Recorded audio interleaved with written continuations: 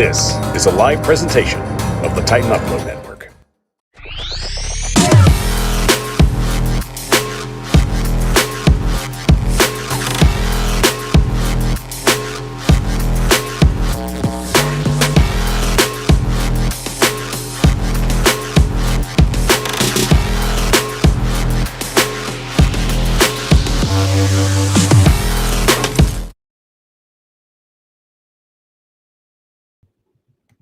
The Power Hour is on the air, live streaming to you on YouTube, Facebook, Twitter, and Twitch. I'm your host, Michael Bishop, and thank you for joining us on this Monday evening. And I know what you're thinking. Damn, Mike, what happened? You're usually here at 7 o'clock. Well, guys, it was not a very fun day for me, and I'll just talk about that real quick. Unfortunately, for most of you, if you didn't know, I generally work for FedEx to pay the bills just till I can get this thing moving. But unfortunately, it was just one of those days for me. And I just had a lot of things going on. And long story short, it was pretty much just one of those days where I had a spill. And unfortunately, that spill was paint. So the back of my truck's pretty much just red right at the back. So unfortunately, that got on some of the packages today. And it just did not make for a very good day. But realistically, I just had to do what I had to do to get done, and I'm glad I'm done. The best part about a bad day is it's got to end. So if it has to end, I'm glad it ends here with everybody joining us on the show tonight. Got so much to talk about. The AFC and NFC championships are done. Our Super Bowl matchup is basically ready and primed for the next 2 weeks, and we'll definitely talk about that. But believe me, there's going to be a lot to talk about that with the Super Bowl coming up soon. So we don't want to get in too big a hurry, but I promise you, we're definitely going to get to a lot of that tonight. But of course, before we get any further, want to make sure that we give a shout out to our special guest joining us tonight. We know him from the Jump Pass podcast and one of our members from the Titan Upload Network. Joining us tonight on the show, it's our good friend, Ryan Harris. Ryan, it's been a while. Great having you on the show, man. Hey, what's up, Mike? Appreciate you having me on. And it's just, like I'm said, man, it's been one of those days. I'm glad it's over, and I finally get to do what I've been looking forward to all day. A lot of stuff going on today. And before we get into our top news, just a few tidbits just to jump into real quick. As it looks, the NFL has dropped the new salary cap going into 2023, and it looks like it'll be about $224 billion. See, that's how bad my day is. I can't even decipher billion or million, but I'll get my head in the game. My apologies. So $224 billion, as it seems, what the cap will be for most of these teams spending. And the Titans, unfortunately, they will be over the cap, as it will be right now. The Titans are $23.4 million over the cap at the moment right now. So, Ryan, that won't last for long, but realistically, what are some of the moves the Titans are going to have to do to get back into the positives? Well, I saw that report. Right now, the Titans are 30th out of the 32 teams in regards of where they are in the cap. Basically, what they just have to do is they're going to have to look at some of the, guys on their team that are, basically they need to probably be cut. Some cap casualties, guys like Bud Dupree, Zach Cunningham, another guy as well is Taylor Lewan. Either, not necessarily maybe cut them, but maybe restructuring contracts, whatever the case may be. But those are some of the guys that are making the most money. And, unfortunately, the production doesn't match the salary. So those are some of the guys that you kind of look at and, not necessarily cut them, but, you might want to restructure somebody like Taylor Lewan. He might want to stay a Titan, and he might take a team-friendly discount. Also, too, look at somebody like Ryan Tannehill, which is a big part of this offseason, what they're going to do, what the Titans are going to do at quarterback. If they are going to let go of Ryan Tannehill, they got into June 1st to, cut him and, save some money for the cap. So those are a couple of things that as the Titans, you got to make some decisions on. And it's going to be a long summer trying to get those decisions made, especially deciding what the Titans are going to do going forward heading into the 2023 season. But of course, before we get to that, the Senior Bowl will be coming up this week, and there's going to be a lot of great talent putting itself on display this week. So, Ryan, I know there's a lot of great guys that are really going to get an opportunity to just get their moment to shine out there. And really, a lot of the players that won't have a lot of just headway or a lot of just media coverage, this is a great opportunity for some of them to actually get out there and kind of give themselves like a live resume. So, any player in particular you think might take this opportunity and shine out the brightest? Not really any player in particular. I'm just going to be paying attention on certain positions like offensive line because I know the Titans going to need help in the offensive line. Also looking at maybe some skill position players as well. Like I said, I don't really have a particular player, but I'm just looking at certain positions. On offense, like I mentioned, offensive line, wide receiver. On defense, I'm looking at, maybe, linebacker, corner, somebody like that. Just someone that might just stand out and could be, a person that, that's projected to be a fifth or sixth rounder, but end up having a great Senior Bowl, end up being like a third or fourth rounder, and could be a steal for the Titans to get in day 2 of the draft. Somebody like that. And there's definitely going to be a slew of talent going into the Senior Bowl this upcoming weekend. Pretty sure that's going to be this Saturday. So a lot of these kids are going to get a great opportunity to showcase themselves in front of some of the main NFL scouts and NFL coaches. So good week for everybody to get out there and just get their opportunity to put themselves out there and realistically build their stock, especially when it comes to getting drafted.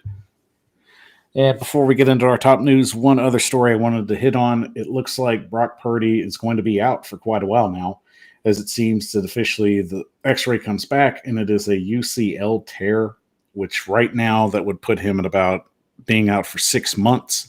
So potentially he could be back by the time training camp finishes up.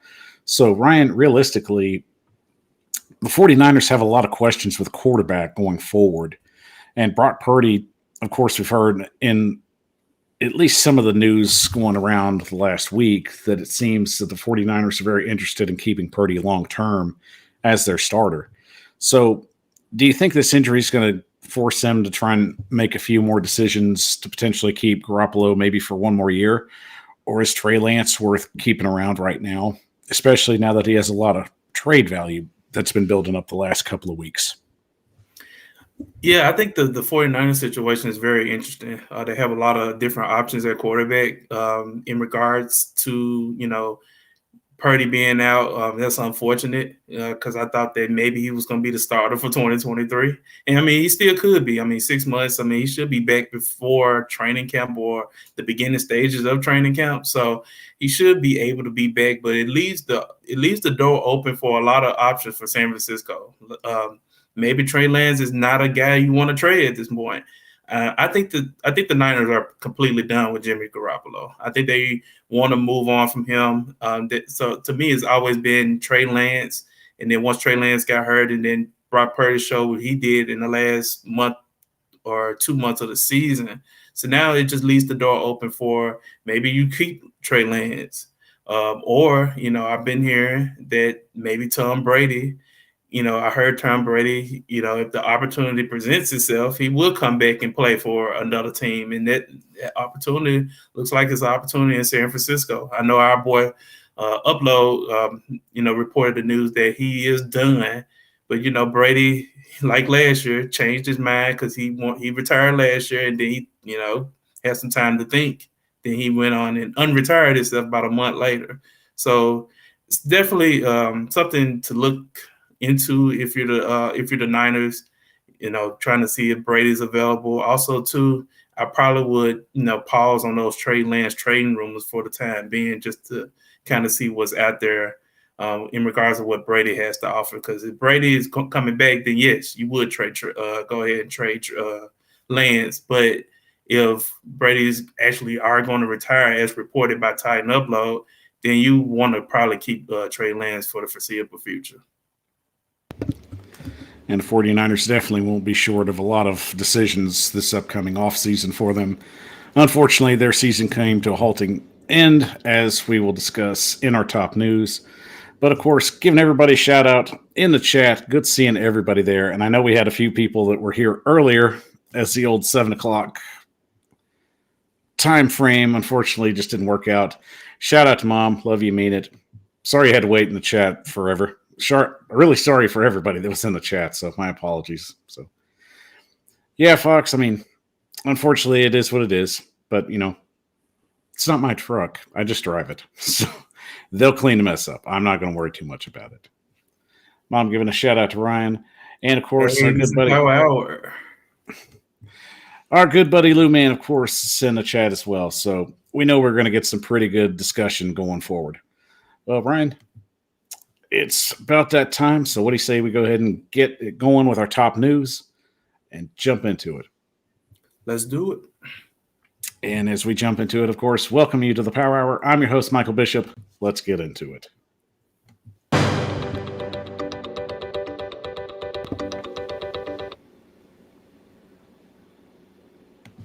And of course, as we start out with our top news and the biggest piece of news going forward, at the moment, right now, the Super Bowl is set, and our first team is up, and that would be the Philadelphia Eagles defeating the San Francisco 49ers handily.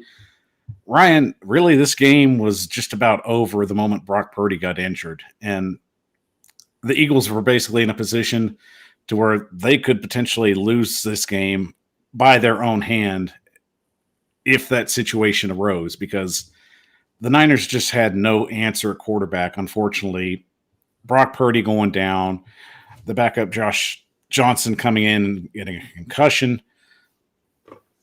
basically boiling down to probably trying to see if Christian McCaffrey could throw passes, which unfortunately the one he threw wasn't very much anything that I would try and make a positive play on.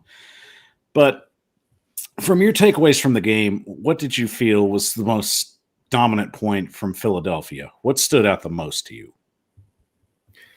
Really, just their ability to move the ball against the San Francisco defense. San Francisco had the number one defense in football. This game was something that I was intrigued by based off the fact of they're kind of the same philosophy as far as their style of play.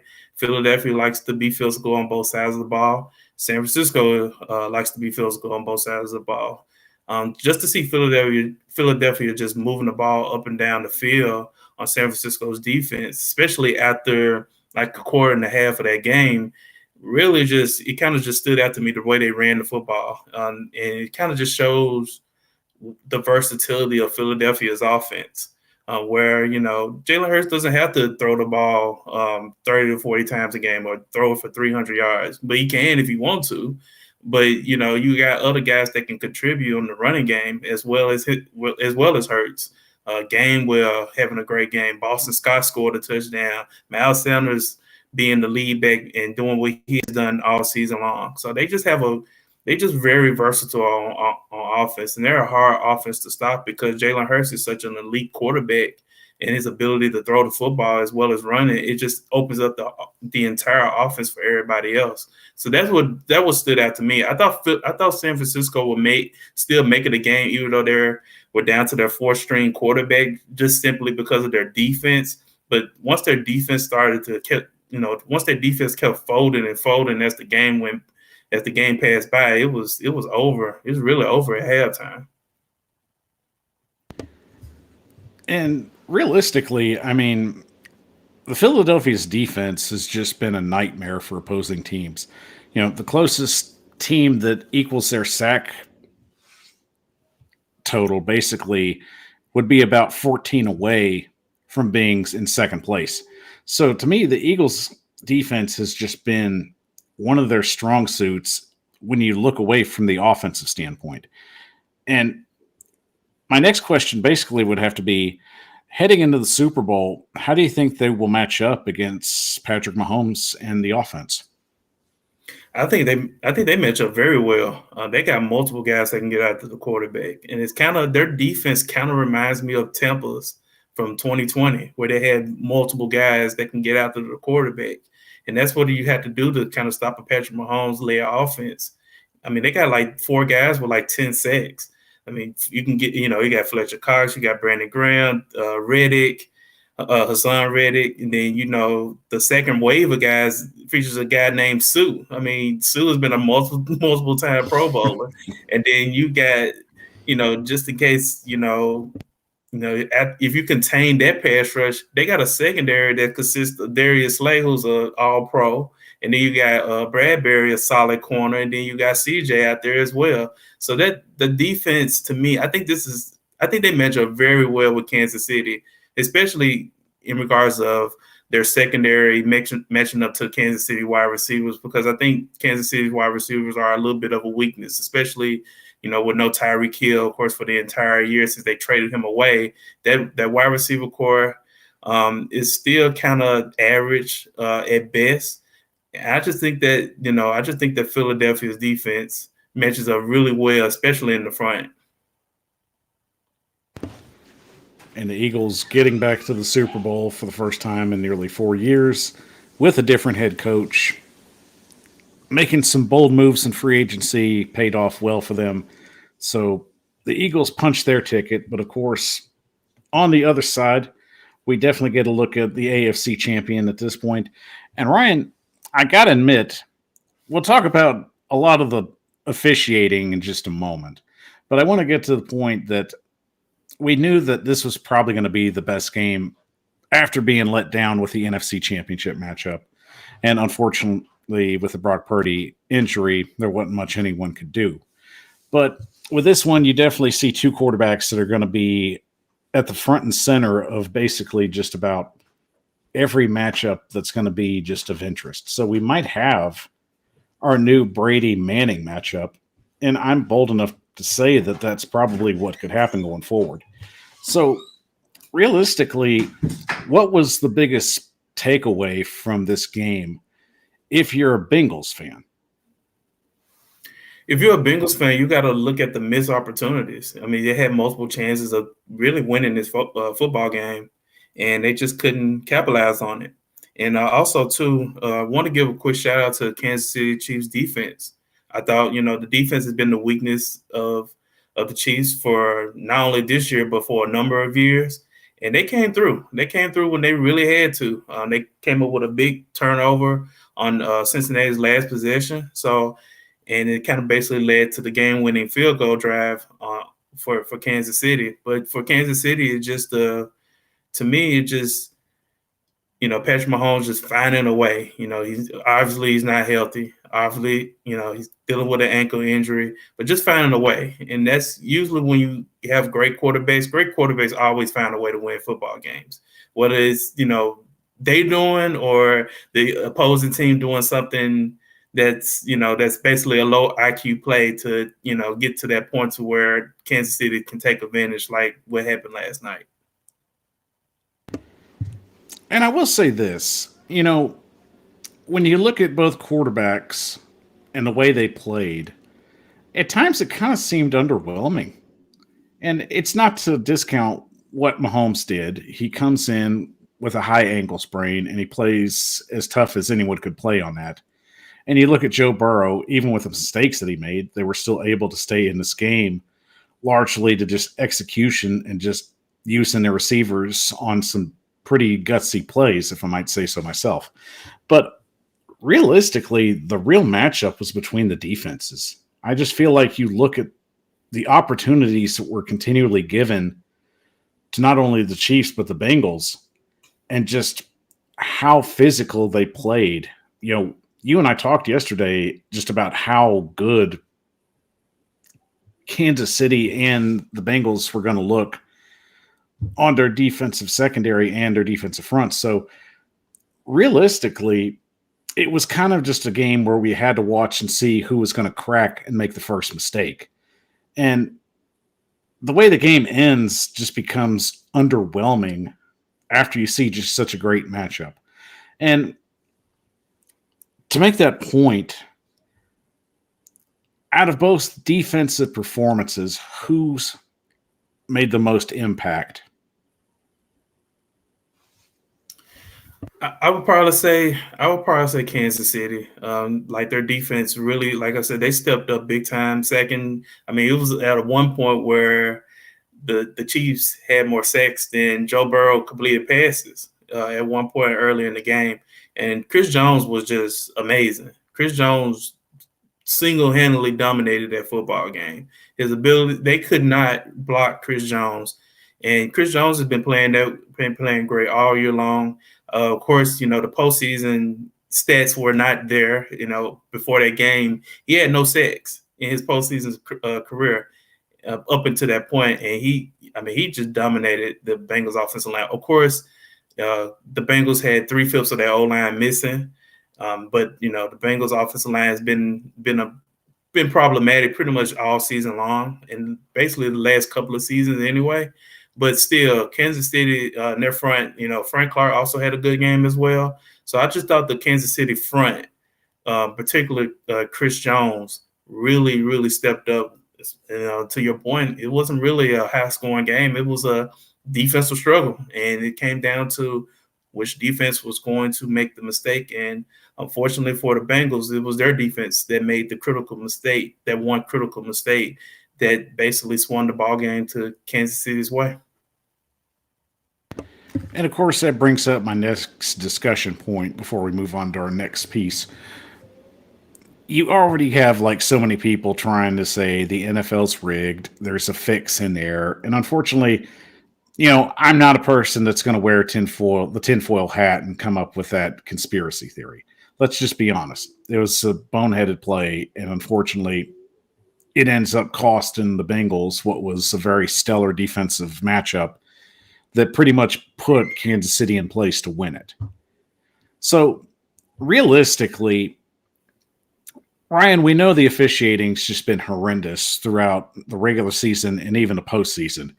Is this going to be a strong point going forward in the off-season negotiations with ownership where they try and find a way to make officiating better going forward? I think they will, but I don't know what solution they will come up with. I mean, the last time we had this much talk about officiating was what I can remember was from like 2000 and I believe 18 or 19. I believe it was 2018, where the Rams Saints game, where it was blatant pass interference by the Rams, but they didn't call it, and then the Rams end up going to the Super Bowl, and then that next year they end up making pass interference challengeable. But it was such a disaster that one year because they really only overturned pass interference, I believe, like 7% of the time that entire season. It was just a one and done kind of ordeal, so they didn't do it anymore. I think there will be some talks about it, but I just don't see what solution that the NFL can come up with to where officiating could be better unless you basically fire all the officials and start all over. I just really don't know. I mean, there are a couple of good referees out there, but there's so many bad ones it outweighs the good ones. So it's just one of those. It is going to be some talks about it, but I am interested to see if there are going to be some talks, what kind of solution they're going to come up with, because I really don't see any solution to this refereeing problem that we're having with these particular football games, especially in the postseason. And hopefully it won't follow us to the Super Bowl. But with the Eagles and the Chiefs punching their tickets to Arizona, it'll be a matchup we'll get to talk about for the next couple of weeks.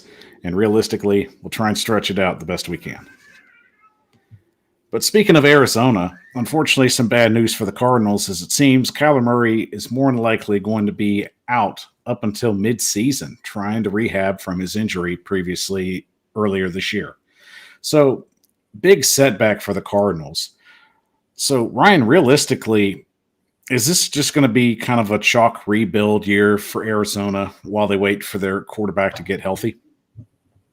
Yeah, unfortunately, it is. I mean, it's unfortunate that Arizona, they gave Kyler Murray that contract, that long-term extension. I think he deserved it. I think he played well enough to get the extension, but it's just unfortunate. Arizona is in a very bad spot right now because they just fired a coach. They're still looking for a coach. They also, there's talks of trading DeAndre Hopkins. So I think it is. I think it's going to be a full rebuild going on in Arizona. And, if you don't have your quarterback to mid-season, I mean, might as well tank and get a high draft pick and see what, and kind of rebuild from there. But yeah, it's a mess in Arizona, unfortunately. It's unfortunate because I think Kyler Murray is very talented. I think that, in a better offensive system, he can be better. But, I just feel like Arizona's kind of failed him in a sense because, the offensive line has always been bad since he's been the quarterback. They had a failing college coach as his head coach in the league. And it's just unfortunate. But yes, I think Arizona they're in a very bad, very, very bad spot. And I think it is time for them to kind of just rebuild their team. So for anyone out there that's trying to get that job while Kyler Murray trying rehabs himself to at least get somewhat 100%, who looks like a realistic fill-in for that position? Like, could you potentially see them going out and signing just a journeyman like an Andy Dalton? Yeah, I can see that. I mean, they might stick with Colt McCoy. Who knows? But yeah, I probably could see a Andy Dalton or maybe some other veteran quarterback. Maybe a guy, maybe someone like a Sam Darnold, someone that yes, he's not going to be the long-term answer, but this could be like a prove-it year for Sam Darnold, where it's like an audition, like a year-long audition, to where if he, shows some kind of promise, like he kind of did in Carolina towards the end of this season, then he might, that might warrant him for another contract for 2024. So yeah, I could see that they could either go the Sam Darnold route, somewhat young quarterback, or maybe even Baker Mayfield, or they can go in the veteran route, like a journeyman, like, to your point, like Andy Dalton, someone that can kind of just hold the fort down until Kyler comes back from his injury.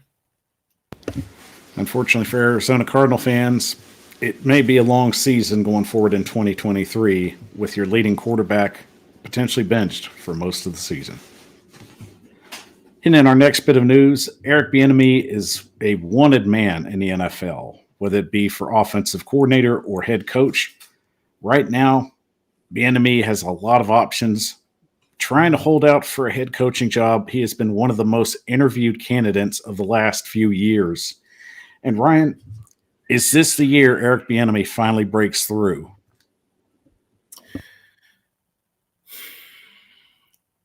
I'm going to say no, because I really thought that last year would have been the breakthrough. I really did. I thought the last couple of years would have been the breakthrough of him getting a head coaching job. So I'm going to go with no until proven otherwise. I think the one thing about Eric Bieniemy, I know a lot of people saying his personality can be a bit out there, but another thing is too, he's running Andy Reid's offense, and it's going to be curious, if he ever gets a head coaching job, what kind of offense he actually is going to run. Is it going to be similar to Andy Reid, or is it going to be his own style of offense? So I think those are the two biggest question marks, and I think that's the two reasons why he hasn't gotten a job yet, compared to some of the other coaches that have been, in that same spot. Right now, though, I'm going to go with no, simply because I thought last year and the year before were the best opportunities for him to get a head coaching job, and I was surprised that he didn't get a head coaching job. So I'm gonna go no until it's proven otherwise. And I mean, we've heard different rumors. He doesn't interview well. He's basically under Andy Reid's shadow. He's very hard to like in the locker room from some people. And realistically, the only job I've really have any knowledge of him having any interviewing in was basically the Indy job. And I would just be shocked if he misses out on that one, because really I think it's a great fit. And, knock on wood, if Jeff Saturday ends up getting that job, I'm just really going to have like a show on that. So, we'll put a pin on that one day if that ends up being the situation. But that job aside, there are a lot of teams trying to get him in for an offensive coordinating position, as we know, where it'd be the Titans, the Ravens, and the Commanders right now potentially looking to get his services in and get him out of Andy Reid's shadow. So out of the three teams, we'll say, what's the best job and what would be the worst job for him? I would say the best job. Hmm. I would say the best job will be Tennessee. And I'm not trying to, this is not being biased, but it's just the reason why I say it's the best job is because you'll be under a defensive minded head coach. When you're under a defensive minded head coach, he basically is going to give you, like Mike Vrabel is going to give you the keys to the offensive side of the football. He's not going to, he's not going to intervene with your game plan too much. I mean, he didn't really do that with Todd Downing, even though I think he should have. But he's going to have the opportunity to kind of do his own thing on offense. And, the Titans are, they're trending up, in my opinion, getting a new GM, getting a new thought process. And, they can, Eric Bieniemy could have, maybe a little bit of a say of what kind of players what kind of offensive players that he would like to, coordinate for the Tennessee Titans. I said that defense, I say the worst job would probably be the Ravens. And the reason why I say that is because really we don't really know what the story is with Lamar Jackson. And they may franchise him, they may not franchise him, they might give him a extension. Even whatever the decision is, they still got some issues on offense because yes, they got the running game. That's great. But who's their wide receiver? Yeah. You got a bunch of journeymen that was at wide receiver last year to end their season. You had Deshaun Jackson and Sammy Watkins who have bounced around the league for a number of teams. So I feel like, to me, the Ravens is the worst job because of the uncertainty of Lamar Jackson's situation and the fact that they really gonna have to rebuild their offense, basically from the skill position with other than Mark Andrews. So I would say the best would be the Titans and the worst would be the Ravens. And with the Chiefs being off this week to have some time off before the Super Bowl, interviews should start to ramp up, especially with some Chief personnel. If Eric Bieniemy stays or goes, it'll be one of the talking points heading into next season. And finishing out our top news, of course, we finally got a head coach for one of these teams trying to land one. It is the Carolina Panthers that give the keys to the castle to Frank Wright, of course.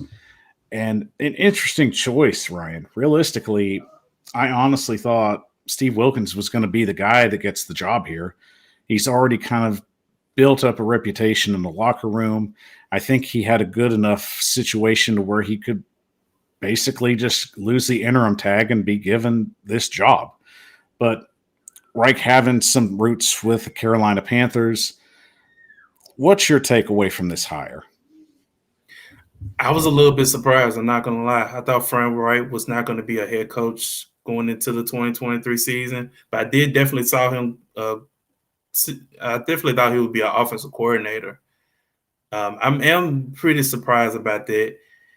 I thought, to your point, I thought Steve Wilkes would have been the guy for me too, because they rallied behind him. I know the division was bad and but they did have an opportunity, after trading your best player and then trading one of your wide receivers, where you was kind of low key, rebuilding, but you still had an opportunity to win a division. You had your opportunities, and I felt like Steve Wilkes got the best out of the team when they're at their lowest point of the season. And I thought that's kind of what a head coach is all about, being able to get the most out of your players. But I'm not sure. I think Frank Wright is a good offensive minded coach. I do think he does have a questionable head coaching resume in regards of game planning for certain opponents, not really running the ball like he should, things of that nature. But I do think he has a great offensive mind. It's going to be, they're kind of like Carolina's in the situation kind of like with some of the other teams, like what they're going to do at quarterback. Are they going to keep Sam Darnold, or are they going to draft a quarterback? They did draft a quarterback last year. I mean, I don't know if Matt Corral could be the guy. So they got a lot of questions at quarterback. But, I mean, to me, I think Wright could be a good hire in the long term. But right now, it's a bit questionable. And great point. I mean, there's good qualities about him, but there are things that I do question about him in his second stint. And really, some head coaches have to be away at least for a couple of years to get another job and then learn from those mistakes. So I question that if he can take those lessons and apply them to this job from basically situations that he could have done better with.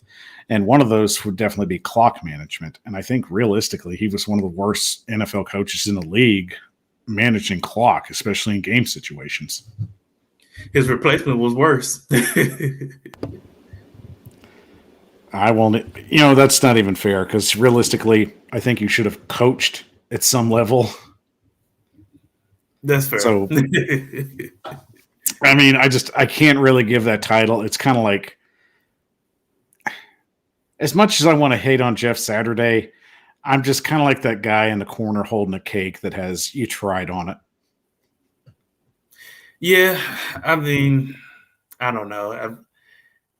Jeff Saturday was in a bad spot, in my opinion. Now, if I was in Jeff Saturday's spot, I would have took the job. I mean, yeah, I ain't got no experience, but if you're gonna give me some money to be the interim coach and give me an opportunity to see if I can cut it as an NFL head coach, hell yeah, I'd do it.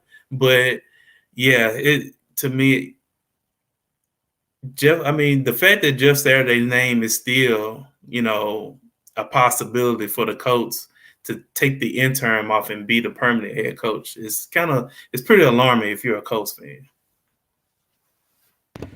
I'm pretty sure that's almost carbon copy of what Raiders fans went through nearly 2 decades ago. And honestly, Indy, you better just brace yourself because I think the best of Jim Irsay, that's gone. Yeah. And Titan Fox bringing up a good point. Most intern head coaches are thrust into a fire and they usually aren't ready for. Facts. Yeah. And I mean, could Jeff Saturday have been any less prepared? No, I mean, you go from coaching kids that probably have a curfew to coaching grown men that make millions of dollars. So that's a heck of adjustment. It is. And along the way, he made history in all the wrong ways. Yeah. 36-9 or 33-9. Whatever the score was. That's gonna be there for a long time. And as Titan fans, we're not gonna let you forget that. Nope. All right, guys, we're gonna take a quick 30-second break and we come back. It's that time of year. It's mock draft season. And Ryan and I have put ours together and we'll break them down for you when we come back. I'm Michael Bishop of the Power Hour. We'll be back in 30.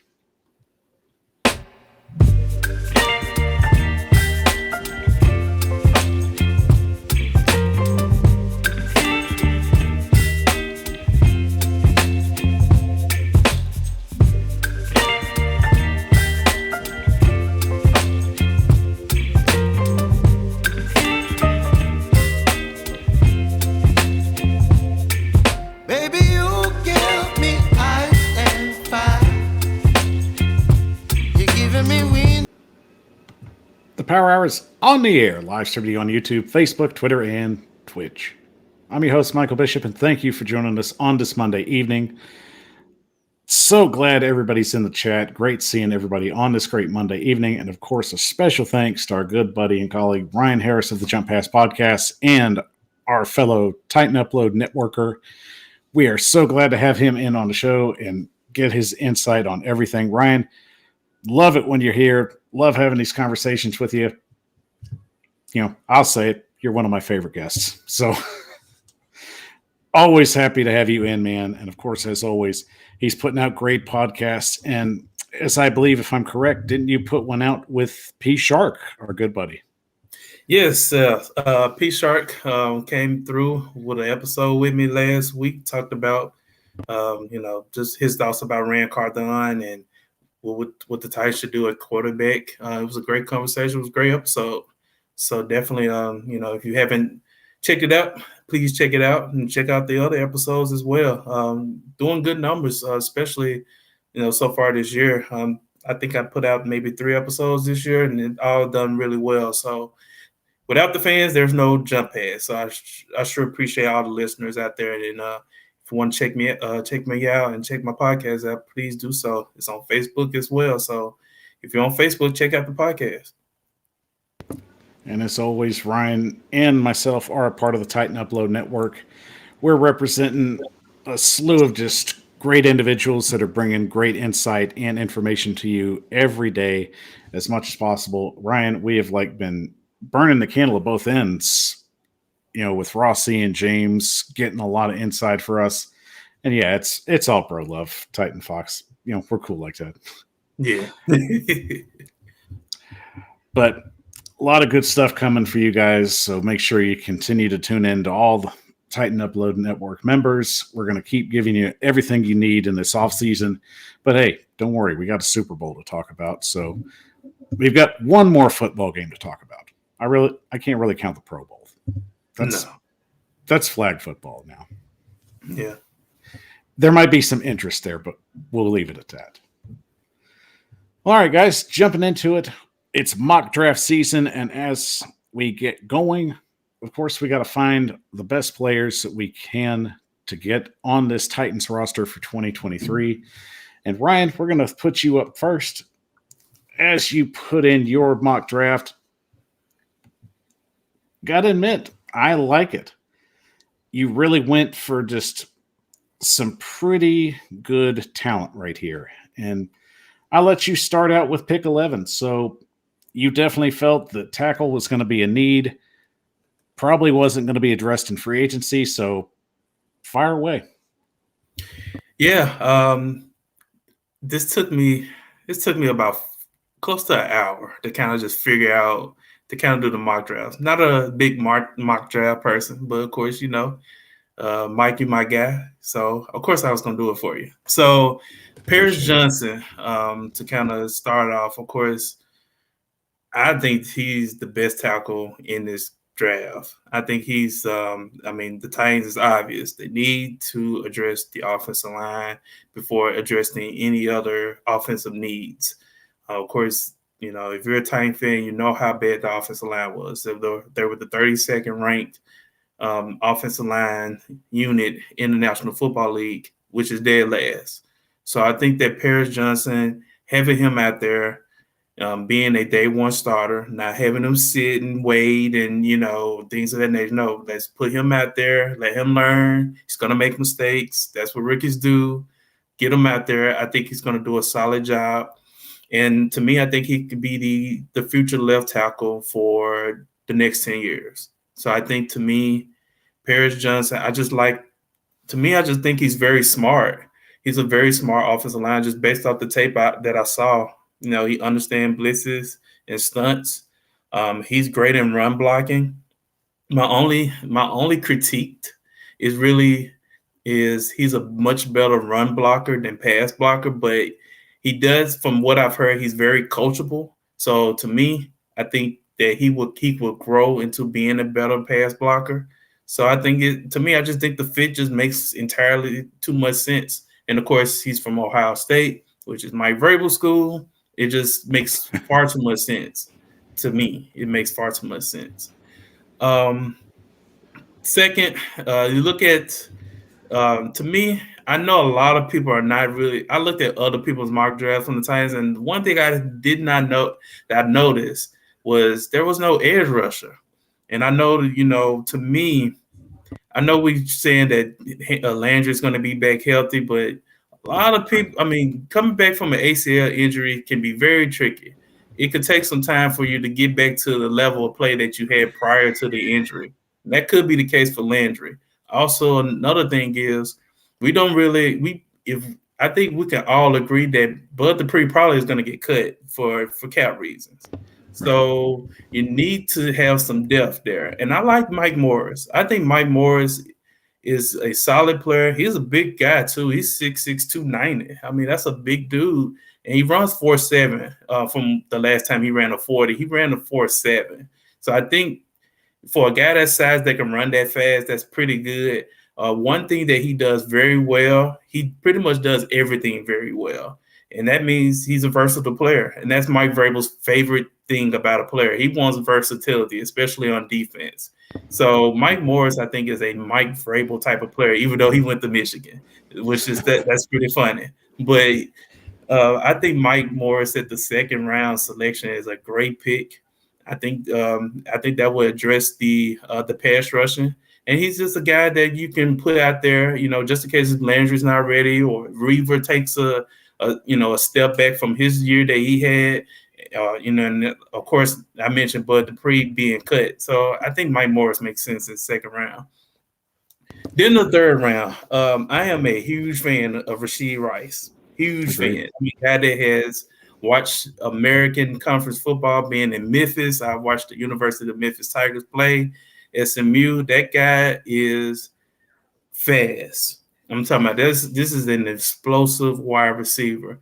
And if the Titans are very serious about redoing their offense and not being boring and being a team that can score more than just 17 points, you need guys like Rashee Rice that has the speed, the playmaking ability to get out there and catch deep passes from whoever the quarterback's going to be, regardless of who the quarterback's going to be.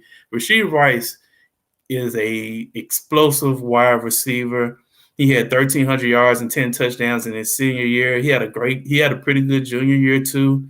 If he goes into the combine, he's going to run 4.3 or 4.4. I'd be surprised if he goes slower than 4.4. I'd be really surprised if that happens. And he makes tough catches. He's a playmaker. Like I said, he makes tough catches. He's a guy that you can put pretty much anywhere out on the field, and he's going to make plays. My only neck on Rashee Rice is SMU plays a wide open offense. It is a collegiate offense. So basically, it was a lot of vertical routes, a lot of, not much route running was done in SMU. So he could struggle, finding the soft spot in zone coverages, because a lot of the college teams don't play a lot of zone, especially in the American. Not a lot of teams play zone defense a lot. So, Right. Yeah, so it could be a situation where he could struggle there. But other than that, I think it'll be a steal if he's there at the third round. Chandler, to me, I feel like this is more of an insurance pick. And the reason why I say that is because Nate Davis could be gone. So you probably need somebody to kind of fill that role. And also, too, I think the Titans will most likely, in my opinion, will get a veteran guard in free agency. Someone like Justin Pugh, maybe, to kind of solidify the guard spot. And then you look at, Aaron Brewer. Of course, Aaron Brewer, to me, is not the answer at guard. It's too small. But Chandler Zavala is basically a guy. He's a big guy, 6'5", 325. He also was he was first team all ACC as well. So I think he can be a really good addition to the team. And he's a guy that had 31 pancakes on 800 snaps and only gave up one set. So I think it's a great value pick. PFF didn't agree, but I think it's a great value pick at round 5. And then last but not least is Darius Davis. Darius Davis is an interesting guy. He's a short guy, but he's a natural playmaker. Another guy, kind of like Rashee Rice, for his speed. And I think, to me, if the Titans are very serious about, expanding the offense and being a little bit more explosive, you need guys like Darius Davis that can run fast, that can make catches, that can run after the catch, which Darius Davis is one of his biggest strengths. He's a guy that's kind of like Kadarius Toney. Kind of reminds me of Kadarius Toney, a guy that can you can put him, anywhere on the field. You can give him, the screen game, things of that nature. Put him put him in the backfield. Be very versatile with him. The only neck from Darius Davis is really he has questionable hands and he has questionable route running. So that's why he's probably going to be falling this far out of the draft. But those are fixable qualities. You can fix route running. You can fix hands. So those things are fixable. So that's where I was going. I was going a little bit offensive, but they definitely do need to address the pass rush. And so that's why I went with Mike Morris at round 2. I like it. Coming into the draft, you've only got roughly around 5 picks, but you made the most out of all of them. You didn't waste any time. You locked down the tackle position. No more Dennis Daly, nightmares. Mike Morris is a steal, in my opinion, right there at 41. Rashee Rice, I think he's going to go higher. But, I've got to watch some film on him. I agree with you. I love the speed that he brings out. And really, he just makes guys look slow. Watching him run among other cornerbacks, he just makes them look foolish. And I also appreciate that you doubled up on wide receiver, because if one other problem we had that wasn't offensive line, it was definitely wide receiver. So I appreciate the fact that you went out and got a lot of quality at that position. So, no more Cody Hollister blocks, no more Nick Westbrook, Keenum, probably, drops. So I won't say, well, I really shouldn't say no more. We'll have to wait and see. He's a solid 4, but that's what he should have been all along. He should have been a solid 4.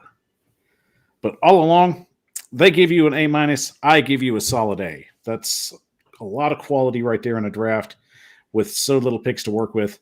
So I give you an A for my effort. So I guess I'm up on the board. So let's get to my draft.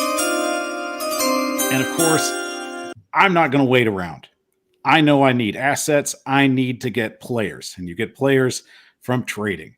So I'm going to trade down. Somebody's on the phone. Who's calling me? Looks like the Jets.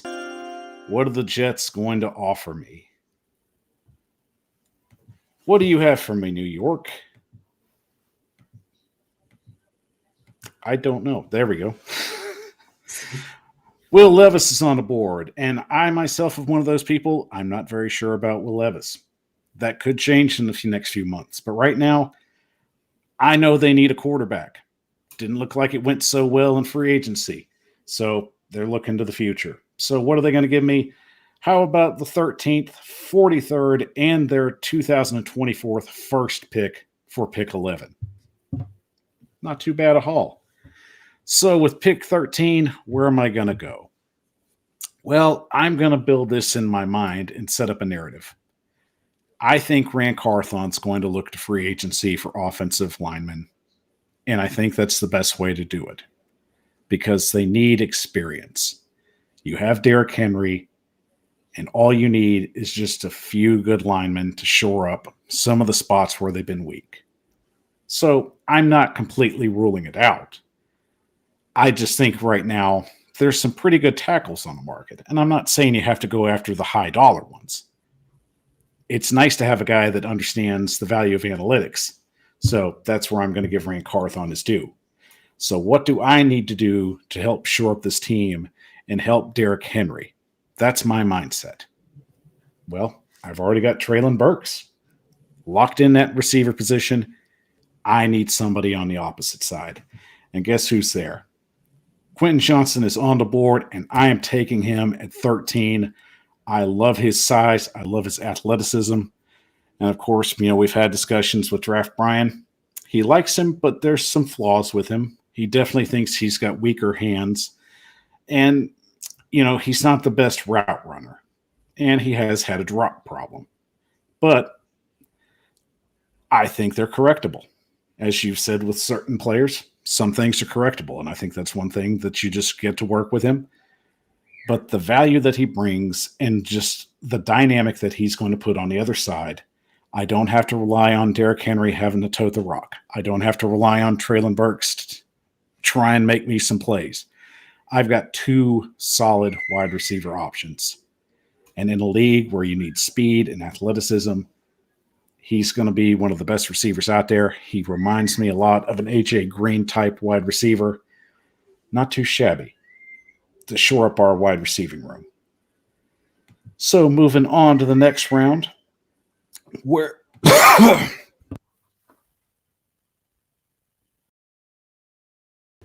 excuse me, if I don't die first from talking. That pick got me excited. So with pick 2, I'm not stopping there. I'm going to get as much help as I can to get whoever I decide to go with at quarterback the most weapons I can get them. Chig Okonkwo is going to be special. but I need another tight end around him. I need somebody with size. I need somebody that's going to make people nervous. And Jeffrey Swaim does not do that. Darnell Washington does. And I feel he's one of the most underrated tight ends in the draft. I do think that he could potentially go sooner, but I need size. I need athleticism. I'm going to go with that. He is a Mike Vrabel guy through and through. So let's solidify our tight end room as well. I like this pick with our 41st. So moving forward, what am I going to do now? Well, probably couldn't hurt to get a lineman in the mix. And I think Darnell Wright is one of the best tackles that could potentially move up high in the draft. He can play left and right tackle. Only gave up 1 sack this year. His athleticism is just unmatched for some of these other guys that aren't in the top round. So I look at value. I think he's definitely going to be a day 2 pick there. And if he falls right here, Tennessee should go for him because he can play either or. So right there, I've already solidified my offensive line. And here's where things are going to get a little tricky. You say Nate Davis is your guy that's going to be on the move. I think David Long might be on the move. And it's just because of injuries. So I need another linebacker. And DeMarvin Overshone is an athletic nightmare. He is a linebacker that plays like a safety. And I love the way he gets to the ball. I love how he's disruptive. The kid's got speed. And he is definitely going to be a problem for opposing offenses. And another plus, he can play special teams too. So that solidifies the punt returns and the kickoff returns. This dude is fast, he is agile, and he can hit. Definitely a Mike Vrabel guy. This dude is worth pick 76. And as we don't have a 4th round pick, we move to the 5th with 142. And Alex Forsythe, to me, is a project guy. He's been hurt most of his career, but I don't mind taking a risk on this because his athletic prowess is just second to none. And realistically, you're getting 1st round value in the 5th round. I think most teams are going to be scared off from him. But Tennessee's in a pretty good position. I think Ben Jones comes back. They don't have to rush Forsythe in. I really like his upside. And while a lot of people say it's not really a good year for Tennessee to gamble, I don't see this as a bad option. You're not asking him to do much. You're not really asking him to go in and start.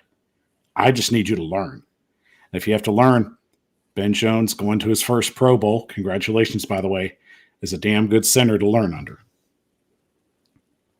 So Tennessee builds for the future, which is something they should do as well.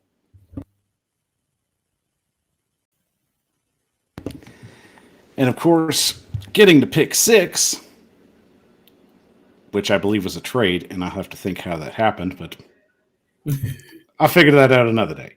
But yeah, we had a pick 6. But I agree as well. Tennessee definitely had to get some edge help. KJ Henry, underrated. I think really didn't get to shine in Clemson the way most people thought he would. A really high prospect coming out of high school, just really didn't get to flourish in the system that you thought was going to be best suited for him. But I definitely think Brent Venables leaving Clemson was the reason why he digressed throughout the season. But I see him as a day 2 pick in day 3. So getting him at 6, that's a pretty good value.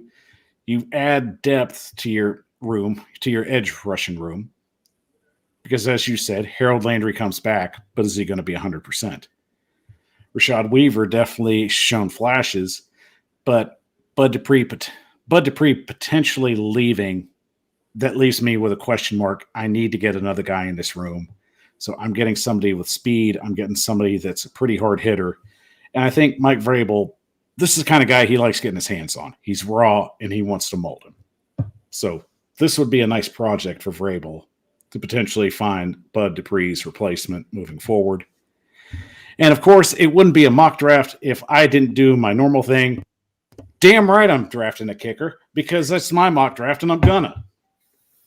And the best kicker in this draft this year, Harrison Mavis, arguably one of the most accurate kickers. He has had so much success from beyond the 40, and that is something the Titans need drastically. They need a guy that can get those 50-yard plus kicks. Mavis has been one of the most highly regarded kickers coming out of Missouri. He has broken records, and he has one of the best nicknames for the kickers this year. He is known as the thicker kicker because I like finding kickers with nicknames, damn it. And I'm telling you, this is the year Tennessee needs to cash in and get the kicking situation fixed. I like it. I like the draft. Funny story. So when I was in the 7th round, and I was like, you know what? I should get a kicker. And I saw Harrison Mavis, and I was like, I bet you Power I was going to get a kicker in this 7th round. So I'm just gonna do the opposite and just get a skill position player. I mean, you didn't miss with Digger the kicker. So I'm pretty sure Harrison Mavis. I mean, me being an SEC guy, as a Vols fan. I mean, yeah, everything you said about Harrison Mavis is correct. The guy can boom them from 50 plus. And to your point, the Titans kicking game has been lackluster ever since Ryan Succop left. So yeah, I think the Titans should definitely address the kicking game. I like the draft overall. I like your draft overall as well. Alex Forsythe, you can get Alex Forsythe in the 6th round. That's gonna be huge. I know teams are scared of what he's going through or whatever, but Alex Forsythe, I think, is a late round steal. And to your point, he's gonna learn from Ben Jones. I mean, that's a really good guy to learn from. Ben Jones is like the ultimate team guy. So I think it's a great draft. I think you got a great draft. I think we did great. It's going to be interesting to see what the Titans do, even though the draft is months away. But it's going to be really interesting to see what the Titans do this year.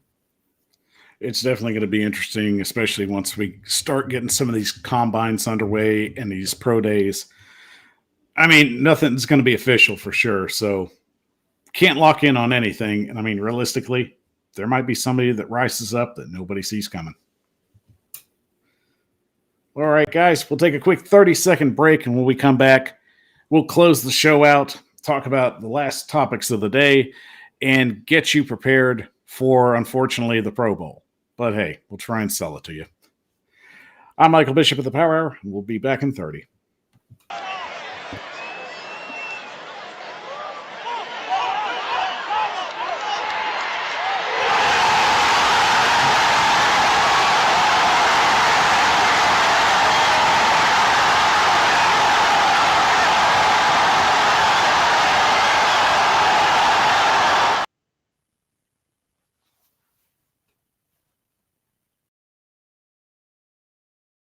The Power Hour is on the air, live streaming on YouTube, Facebook, Twitter, and Twitch, and it looks like I'm lagging. So I will have to work on that later. So apologies for that, but thank you for watching the show tonight. We appreciate everybody coming in and watching. Shout out to Ryan Harris of the Jump Pass Podcast, and of course, our fellow Titan Upload Network colleague. Great having him in and getting a lot of great insight. Fantastic draft, by the way. Another shout out on that. So thank you, Ryan. It's been a great show, but unfortunately, everybody's got other things they've got to do and get ready for bed. So let's go ahead and close out on our last bit of topics to hit. Closing time. Good night, losers. And as we hit it, it's going to be one of these situations where, of course, the Pro Bowl will be this upcoming week, but with a twist. It is now the Pro Bowl games, hosted in Las Vegas this year, and it will be on ESPN, ABC, and Disney XD. So everybody getting involved for the Pro Bowl games. So it's not like your average Pro Bowl because, Ryan, it's flag football. Let's just call it what it is. So do you think that this is going to be a long-term fix, or is the NFL just going to have to play around with this until it actually becomes interesting?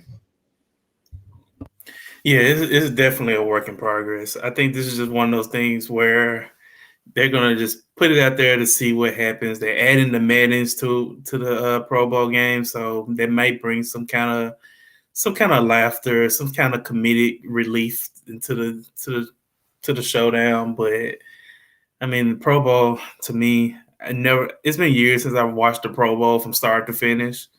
So it may be a case where I might have to do the same thing. I might watch it just to see what's changed from the previous format, and if it's something I'm not that very interested in, probably not going to watch it the entire way. So I think they're going to have to play around with this, though. They'll definitely see what happens, see if they get any kind of viewership from the Pro Bowl games. If they don't get enough viewership, then they definitely going to have to get back to the drawing board and try something else. Or eventually, though, in my opinion, though, I think years from now, they're probably going to have to disband the whole thing and just say, okay, we're just going to vote people in the Pro Bowl, but not actually play the actual game. So that's why I think that's what's going to happen in the next few years. And I agree. I mean, realistically, it's just an honor to be considered for the Pro Bowl. And then when you actually get an opportunity to jump in as a substitute, it definitely becomes a little more, respectable. But unfortunately, it's a format that I think you're right. They're going to have to continue to play around with it. I don't think that this is going to be anything that's just going to blow people's minds or get them to sit down on a Sunday and just watch a game of flag football. I mean, most people would rather just go out and play it. So, yeah. If anything, it's pretty much just going to be a ceremonial kind of thing. I think it's the best situation, and I agree with you. Realistically, the Pro Bowl's there's no way to play it within a physical stretch of the season, and realistically, most players are either in the Super Bowl or they're just too wore out to worry about it. Yeah, I mean, to add one more thing, have you ever, what's been the latest memory of the Pro Bowl? I mean, seriously, the last thing I can think of was Sean Taylor, rest in peace to Sean Taylor, knocking out Mormon, the punter from the Buffalo Bills. That was the last true memory I can think of the Pro Bowl. I'd really have to sit and think. I mean, I'm pretty sure one of my memories would be Peyton Manning going after their kicker for basically missing. Yeah. What was it? Three field goal attempts. I think that was back in 2003. Yeah, I believe that was the game against the Jets, if I'm not mistaken, or Pittsburgh. It was one of them where he missed a bunch of field goals. I think I was remember Pittsburgh. that one. Yeah, it was Mike. That was Mike Vanderjagt. There we go. Yep, Vanderjagt. Yep, and then that next year, I believe he went to the Cowboys. And that was a very short experiment. So yeah, the Pro Bowl just continues to just find new ways to be interesting. But will people watch? We'll have to find out this Sunday. And of course, one of the best messages we got to see this week, DeMar Harris, of course, on the mend, giving a very inspirational message on his Instagram post. Ryan, it's nothing short of a miracle that he's standing in front of us today. And it just makes you just appreciate the small things in life and just try not to take for granted the very air that we get to breathe and just exist on this plane. So I can't say anything that would just, You see, I'm even at a loss for words right here because it's just such an incredible situation that we've just witnessed and that he's here standing in front of us. And it's just utterly breathtaking, the fact that this young man got a second chance and we got to witness it. Yeah, absolutely. I absolutely agree. And the great thing about it is, we as a society just came together and kind of basically wrapped our arms around him in that entire situation. I say about 95% of us. There was a small minority that had some other ideas. I'm not going to mention that on the show, but 95% of us really kind of just, gravitated to the situation and was just, what our thoughts and our prayers, and he was able to get through it. And, it kind of shows you, no matter, what political views we might have or what kind of other views we might have in regards of the things that's going on in the world, we able to kind of come together as a unit in these kind of situations. It shows that, we can come together regardless of our differences. We can always come together and make something, a tragic and turn it into triumph. So I think to me, that was the thing that I learned from that whole situation is to, don't take anything for granted, take, everything one day at a time, because, the quicker you're here, one day you're here, the next day you're not. And that's the thing that, that's kind of scary in regards of living. So to me, I just feel like DeMar being here and being able to get through what he got through is truly a blessing. And, I think he's going to be truly blessed from here on out throughout his whole experience. Whether he wants to play football again or not, I think he's going to be blessed for the remainder of his life. Agreed. No matter whatever he decides to do with the rest of his life, it is certain he has been given a second chance, and he's going to take full advantage of it as long as he gets to walk on this earth and be a living example of it. As always, guys, thank you so much for watching the show tonight. We appreciate you joining us and giving all your love and support for us. Without you, the show wouldn't be possible. So as always, give yourselves a round of applause. Because of you, that is why we keep doing the show. So thank you so much once again for joining us. And thank you for my guest, Ryan Harris of the Jump Pass Podcast, for joining us. Ryan, before we go, any quick tidbits you wanted to let us know about? Anything cool coming up that we can get a first insight on for the Power Hour? Sure. Got a new episode coming out this week. Basically going to talk about this mock draft that I did and kind of further clarify some of the picks that I made, and kind of also talk about. I'm also going to play Professor. I'm going to play Professor and give out some letter grades for our units for the 2022 season. Offense, defense, special teams, and coaching. I'm not an easy grader, so it's not good.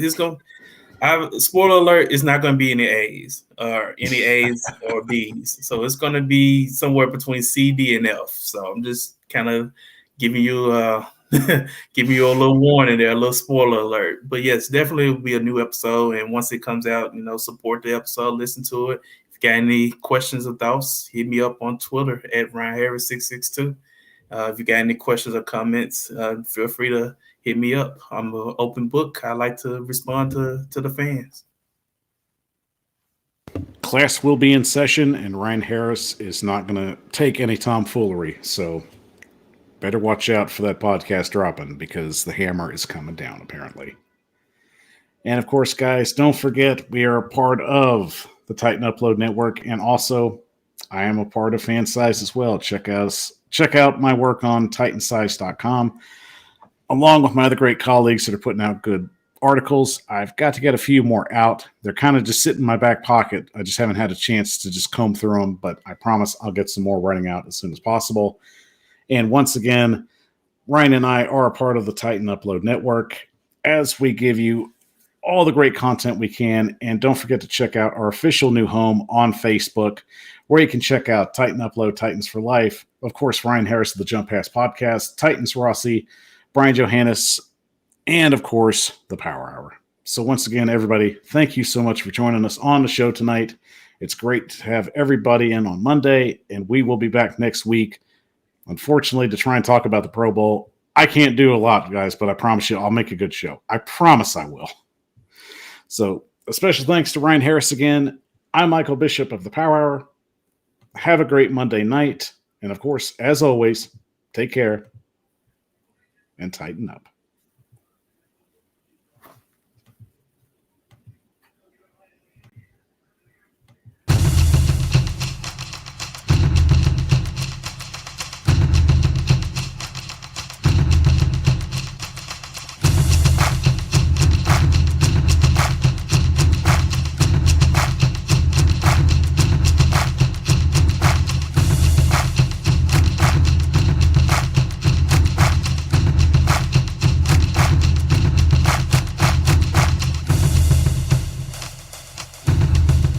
Thank you for watching this live presentation of the Titan Upload Network.